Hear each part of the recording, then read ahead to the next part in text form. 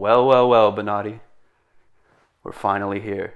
I think this may be my most anticipated movie of the year. Okay. We're talking about Godzilla Minus One. The most recent Japanese Godzilla movie. It's been... How many years? It's been like... I think 7 years? 2016 was the last one. So is that 7? Talking about Japanese Godzilla? Yeah, Japanese Godzilla. Brandon, let's go ahead and get this out of the way. I've only seen Godzilla vs. Kong. Right. I don't know. oh, really? Only that one? Yeah. You haven't seen the 2014? Really? Yeah. Oh, wow. So this is my second Godzilla movie. Whoa. Okay, I thought you've seen the American ones and that's it. Like, the first American one, at least. No, I've just seen Godzilla vs. Kong. Whoa. Okay, well, Shin Godzilla is the one before this, and that came out... A couple years ago. Yeah, that came out a couple years ago. It's not before this, you know, in the timeline. This is a new Godzilla, new franchise, but that was the last Japanese one, and then we've had Godzilla vs. Kong in between there. We've had King of the Monsters, the American ones in there. So Godzilla's brought something up to bat. We've taken it, we've eaten it up, we've watched it, we've soaked it in. How do we feel about it? This movie completely lived up to the hype for me. This is maybe the best Godzilla movie of all time. I loved it so much. Nice. Okay, cool. And like I kind of wasn't expecting to because I actually hadn't really seen like a trailer for it, and then I watched one before I was gonna see it. Yeah. And then I didn't end up watching it. And then like a little while later, I watched it with my brother. And it was great. You saw it in the theater, right? Yeah, it blew me away.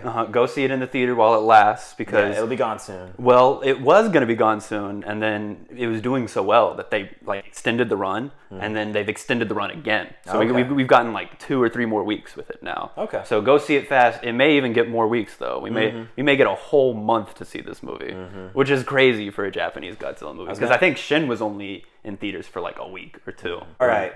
Give me the basic premise of the movie, Braden. The basic plot is we have a Japanese kamikaze. Thank you for giving me that word. You knew exactly what I was not remembering. But yeah, so we have a kamikaze pilot. His name's Koichi, and he is a timid man who's afraid to kamikaze, as I think most people would be. You know, understandable.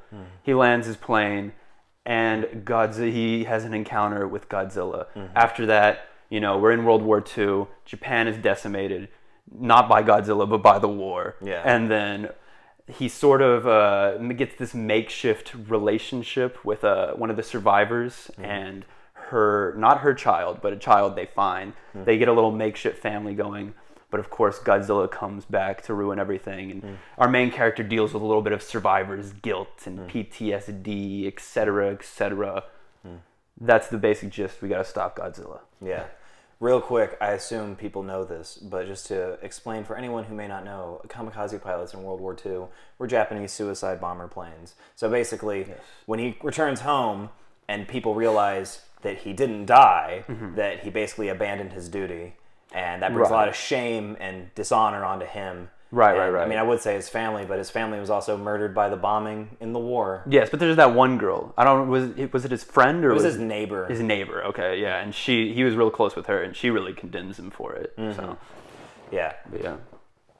Why is this so good, Braden? It's so good because it has such a good human story to it. Like, you haven't seen a lot of other Godzilla movies. I should probably say I've seen many of them. I haven't seen all of them because there's like. I think there's more Godzilla movies than Marvel movies. I'm not sure now with all the shows and stuff, but whatever. There's a lot of Godzilla content out there. I haven't seen it all, but the biggest complaint that most people have with most Godzilla movies is I don't care about the monsters. I don't care about the people. I just want to see the monsters, you know? And this movie, you could take Godzilla out of it and it'd still be a good movie. You could replace Godzilla with just any natural disaster, threat, big monster, and it would work. But you also get Godzilla. Yeah. So it's the perfect film in a way. And it's a great escalation of the essence of Godzilla. I don't know if you know this, but Godzilla was originally a metaphor for nuclear war. Oh, yeah, that makes sense. Yeah, so like the original film is all about, like, it's a pretty straightforward Godzilla wreaks havoc on Japan. You know, that's what the nuclear bomb basically represents. Horrors upon mankind sort of thing. And this is the perfect this is the perfect way to like do that, but also do something new because it's set after World War II. We're dealing with the damage done to Japan, but then we get this nice personal element of Godzilla representing like PTSD and survivor's guilt, and really getting like into the nitty-gritty of what these people are feeling and how Godzilla is taking them to an even worse level. Do you know why this movie's called Godzilla Minus One? Yes, I do. I want to talk about that. Yeah. Basically, the idea is that after the war, Japan was at 0. Yes. And then Godzilla shows up and he takes them to -1. Oh, yes. And what a creative idea for a title. Yeah, for real. For real. Yeah, I just loved it way more than I thought I would. Usually, I don't really watch foreign films a lot. Like, I'm not used to watching like stuff with stuff. Even when I've watched anime before, I've usually watched dubbed anime. Sorry, guys. It's fine. But I forgive you. Usually, I even watch it dubbed like with English subtitles, which I guess is like the most basic American way to watch. You're just trying to English it up as much as you can. Yeah, but in this movie, I did not even like. Usually, when I'm watching like movies in a different language, I'll be taken out of the movie for a little bit. I was engrossed in it the whole time. Yes. And like it didn't like distract the attention away from like the movie. It was like again, it's like such a simple plot too. Like I feel like this has probably been done in like other movies before. Like especially when you get to the point when like he has this like little ragtag team of like ex-military people. Oh yeah, that they're like shooting like the mines with. Of course, I mean it feels like this isn't a Japanese movie, but like it feels like Independence Day or something like that. You know, we're gathering together to fight the monster. It's got this good hope element to it. Yeah, the movie has a great structure. I feel like where it just keeps getting worse for our main character, and like he's a character who almost wants to die because he's so almost. He does want to die. Yeah. He's a character who wants to die. And at some points in this movie, like it does so good at like giving you peaceful moments and moments of hope and then just taking those away and making you say like, maybe he should die. Like put him out of his misery, you know? And it just keeps going back and forth and it gives and it takes and it's fantastic. Also, I want to mention, no one phones in a performance at all. Oh, of course. No. There is no one in this who you're like, they were just coming to collect a check. Everybody brings their A game, especially the two main characters, the Nori and Koichi. Right, yeah. And his daughter. His daughter has a really good scene, too. I think she like cries in it. Yeah. It's fantastic. Yeah, it made me feel bad for the actor because I was like, how'd they manufacture this? I was thinking the same thing, man. Yeah. Did they actually get Godzilla to come? Did they kill this bitch's mom? But yeah, like so again, the movie keeps giving you instances of hope. Like for instance, he's alive after the war, but he has shame on him. Maybe he reunites with his family. His family's dead. Oh, he finds this girl with this kid. Kind of begins a relationship, but you know he doesn't want to accept the responsibility. Oh yeah, and Godzilla's coming. Yes. Right. Yeah. And on top of all that, real quick. I know Godzilla isn't like the main character in this movie. I love his design. Oh yeah. I love the unblinking eyes the whole time. I love just that he keeps getting stronger and stronger, and like the movie does a really good job of setting up the stakes of feeling like how are they gonna beat this Godzilla? Oh yeah. Because not only, I mean, I don't know how he compares to other guys. I know Godzilla's always been really powerful, but this Godzilla seems to have a really strong healing factor. Yes. Like an instantaneous almost healing factor. Right. And he just keeps getting bigger and bigger. You see him at the beginning of the movie. I mean, I don't know how tall he was, but I mean, he is smaller, but he's still wreaking havoc. And then he becomes as big as like a ship. Yeah. And then he becomes as big as like a skyscraper at a certain point. And he just keeps getting worse. Yeah. And then he bends over and the spikes come out and he shoots a big giant blue beam. Yeah.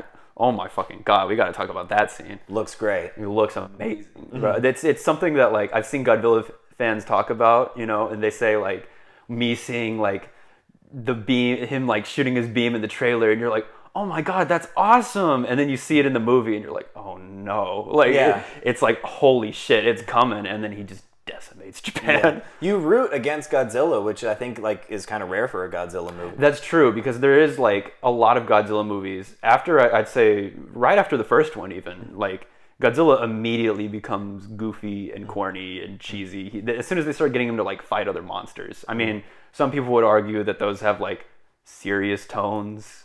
They don't. I mean, like they're just goofy kaiju movies. But this is one of the more serious pared back ones where you actually hate Godzilla, and that's when Godzilla kind of works the best. That's what Shin did. You know, and I think that's kind of what they're going forward gonna do with Godzilla. I don't know if we're gonna get another Godzilla fights someone movie. Maybe. Well, I mean, did you see the trailer for Godzilla X Kong: A New Empire? Yes, I did. I mean, which is amazing too, because it's awesome that as a Godzilla fan, we're getting all sides of the man, the man, the myth, the legend. If you want to see goofy Godzilla, you got that shit to look forward to. And if you want to see Godzilla at his core, you have this. And they really set up the stakes for it to feel like you can't beat Godzilla. And I mean, we're talking about spoilers. They kind of do. I mean, they do. But there's always the like, is he going to come back? Whatever. They stop Godzilla. Yeah. He may start again, though. Yeah. But okay, just getting into more like the nitty gritty of the plot. So Godzilla, shoots his atomic breath, and Nori, who is Koichi's wife-ish, they're not technically together. Well, they are, though. Yeah. And they raise this child together, and you see them bond, and you can tell that they both maybe have some emotional issues where they can't quite speak their feelings to each other. They may not want to commit to anything because he feels like he should be gone. And so you get the idea that like this is his family. Yeah. Well, anyways, so Godzilla attacks Tokyo, uses his atomic breath. Nori's out of the picture.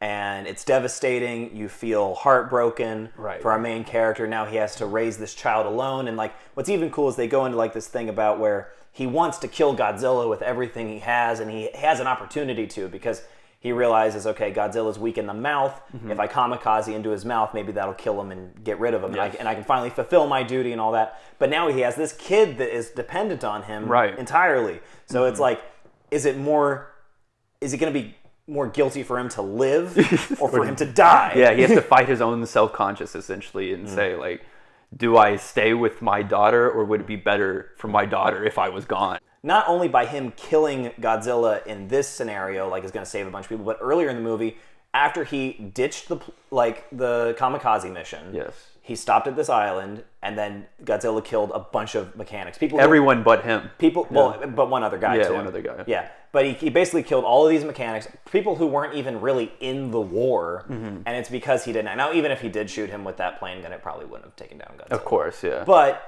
it's still the whole fact of, like, he didn't take action. He didn't, like, make the choices that would have saved everybody. Godzilla is this, like, never-ending reminder that he is not capable. He can't quite face the problems in his life. See, this is reminding me about, like, in high school English class, where, like, we learned about, like, all the different, like, there's only, like, 7 different plots. Or there's, like, man versus nature. There's man versus man, or whatever. Like, there's all those, like, person, whatever. Right. But, ultimately this movie is about a man versus his own inner demons. Right. And Godzilla. Yeah, you think it'd be man versus beast. Yeah. But it's really man versus himself. Real quick, too, the music score, beautiful. Fantastic. So good. There's one part when, like, he's flying, because they got, like, this new, like, cool plane for him to, like, try and kill Godzilla with. Yeah. And they also have this cool plan to defeat Godzilla, which I'd never, like, heard of in a Godzilla movie before. Right. They have a nice scene with that, too. Yeah. A very hopeful scene where everyone volunteers to fight Godzilla. No one wants to do it at first. Yeah. And then they just ask, they're essentially like, they're like, you don't have to if you don't want to. And everyone's like, we gotta stop him. This is our Independence Day. Hell yeah.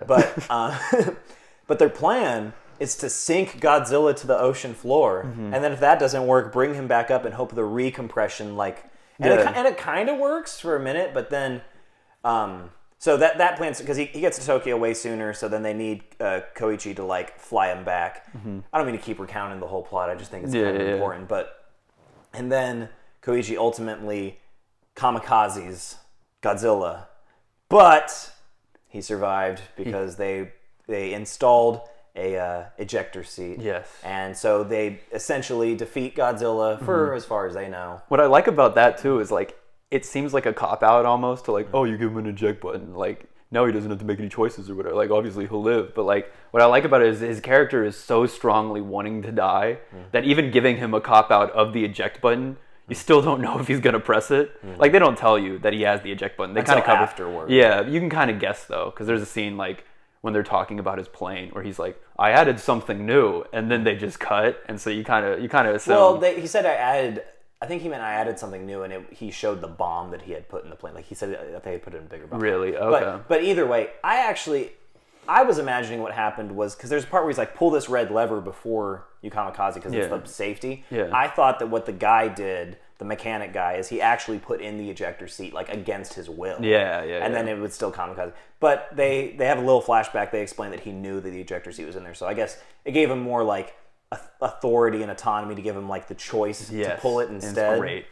And then, surprise twist, guess who survived Godzilla somehow? Oh, yes. Nori, his wife, his woman, his love. She says one of the like the coolest lines in a Godzilla movie.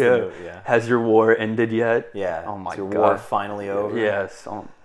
And that's another thing where you're like, is this going to be a cop out? You know, like in the scene where she dies, she's very clearly pushed out. You're like, there's no way she fucking survived that shit, right? And then she's just in this angelic hospital bed, and you're like, okay, like. I'm so happy to see her that it doesn't matter that it's a cop-out, whatever. You're filled with joy, and then it cuts to the back of her neck. And there's something growing on the back of her neck. You didn't see that? Did that happen? Yes. Because I remember the way the movie ended was that you saw Godzilla, like a piece of Godzilla in the water. Yes, and then before that, though, if you look on the back of her neck, there's like a black vein that's like growing out of her. I didn't notice that. No, that's definitely there. Okay. Trust me, I've been on the Reddit. Everyone's talking about it. So yeah, it almost implies like a piece of Godzilla is like growing in her, and then immediately it cuts to Godzilla coming back. So no cop out there. Shit's still terrible. Like the movie is just fantastic at giving you hope and then fucking ripping that shit from you. See, hearing that again, I feel like I'm gonna need to see the movie again to like really notice that. But like. Because I was actually a little let down that the movie ends with it being like, is your war finished yet? And they like reunited the families together and he stopped Godzilla and it's great. And then you're like, damn it, he's going to come back? Yeah. Like, I know that's, and I don't know if they're going to make a sequel to this or not. I kind of hope they don't because I think it's really good as it is. Yeah, I think there might be talks of it. But what frustrated me is I was just like, and I know it's probably just tradition in Godzilla to like always at the end of the movie be like, he's coming back. Yeah, kind of. But, no, so like, honestly, like I think if the movie just cut right before that, but I was fine with it too. Yeah. It didn't. Like I said, it could have cut there. And I would have been happy, and it still would have been an amazing ending. Ending on that line would be just perfect. But I like that they added that in, just give you that little extra bit of whiplash, just to like further cement that this is not a movie. This is a movie about having hope through despair. You know, despair will always come back, though. It's a great little extra tidbit they added in there. Yeah. And it plays that great Godzilla theme. There's one, I'm not going to say it's a flaw in the movie.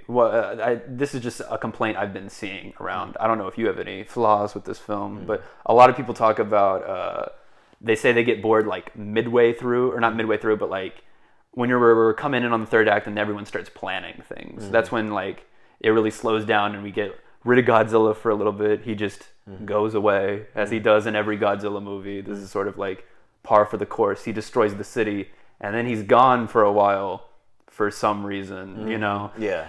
But, yeah, a lot of people are saying it slows down in that part. I really liked just the hopeful environment, the ragtag teamness of it. And as you mentioned earlier, like, it's such a simple plot, and we're focusing so much on this one character that I'm hooked the entire time. Yeah. I didn't really get... The only parts I got kind of bored during were like some of the stuff when they're on the boat trying to get rid of the mines. No, I like that. But that's all set up for like when Godzilla comes back. Yeah, and that ends pretty quickly. Yeah. Again, I was invested enough in the human characters that like when Godzilla wasn't there, it didn't bug me a ton. There were a few times when I'm like, give me more Godzilla. Yeah. But ultimately, you get a lot of them in this movie. Yeah. And you get some great looks at him too. I will say, this is the most CGI he's ever looked in a Japanese Godzilla movie. I know you're probably you don't know anything about that, but in the last movie, in Shin Godzilla, they used CGI, but they used CGI to make it look like a rubber suit in a way. Like they kept his motion very stiff, and I really like that. In this movie, he gets a lot more movement, and there's a few shots where I'm like, it looks a little rough. There, when he's like moving through the city, his arms kind of swing very like animatronically and stuff like that. And some of that comes down to like how much budget they had. This is a big budget Godzilla movie. This is one of Japan's biggest movies. Benatti, how much do you think this movie cost to make? I believe it cost like $15 million. Yes, that is correct. And it's kind of amazing with like people like talk about like Marvel and Disney movies with their like $200, $300 million budget. And then you like see like especially like the Flash. I mean that's not Marvel or DC, but Oh, it is Disney. DC. It's DC, not Disney. Yeah. But anyway, but like a movie like the Flash, which was they spent like a crazy amount of money on, and still the special effects look weird and Horrendous. Yeah. Yeah. And then whereas in this, like even though it wasn't like perfect, like you can tell they used every cent they had to make it look as good as they could. And I still think it looks good. When I'm critiquing it, I mean like it's just 1 or 2 shots where it looks bad. I think Godzilla looks menacing. He looks awesome in this movie. And like you said, it's crazy. I think most of American budgets is honestly just like casting actors. Yeah. Like if you plop a Robert Downey Jr. in this movie to play Koichi, $100 million right there. You know what I mean? So that is part of it, but it is a testament to like you can make a great movie without the biggest of budget. I mean, it's still $15 million. That's a lot. It's not an indie film. It's more money than we'll both either probably ever make in our lives. More money than we'll ever see in our lives, probably. But again, great quality movie. Yes. Do you have any real flaws? Like I said, I mentioned the CGI is like rough and 1 or 2 shots. That's me nitpicking though. Because this is a 5 out of 5 for me. I'm just going to say it. We're doing our ratings. Yeah. 5 out of 5. Yes. I think this might be my favorite movie of the year. Oh, it's definitely contender for me. There's one other movie kind of rivals it. Where I know we're going to do a year-end video, so I don't want to spoil it. But it's between 2 right now. Yeah. And this was my most anticipated. It meets the hype. Yeah. And maybe I'm riding the hype train a little too much with it, but I don't think you are. Honestly, again, it's such a simple story. I watched this with my brother, and he's not like, he hasn't seen like the kinds of movies that I've seen before. He's seen like, More of a casual movie. Yeah, more of a casual moviegoer.